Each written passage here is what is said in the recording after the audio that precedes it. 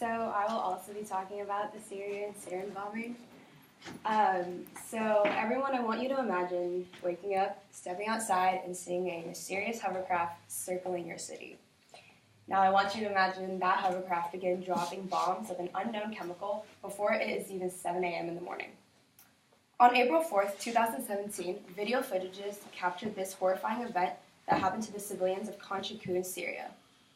So what exactly happened on April 4th? Civilian witnesses of Khan Shaykhun, a northwestern city in Syria, recall a mysterious plane releasing unknown chemicals onto the streets. In the end, over 500 people were either affected and or wounded from these chemicals.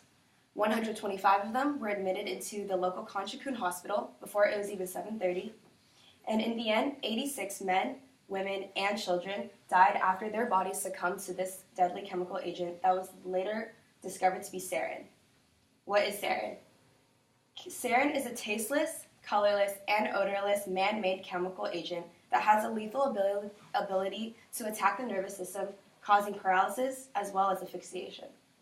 Sarin was actually banned under the Chemical Weapons Convention because of its ability to become a weapon of mass destruction.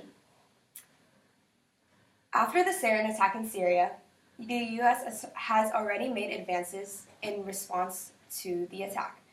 Donald Trump has given the order to drop the Moab, a 30-foot, 11-ton bomb that is the closest thing the U.S. has to the nuclear bombs that we dropped during World War II. The Moab was dropped in eastern Afghanistan on a complex that supposedly held ISIS members who were one of the potential attackers of the Syrian bombing.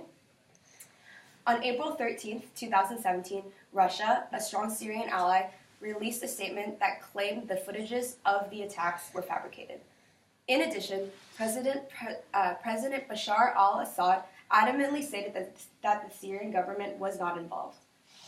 He claimed that he also pointed the finger that the rebel forces of Syria were responsible for the attack. It is still unclear who was responsible for the Syrian bombing, and there is no clear indication of what the future holds and what the relationships between these countries will be.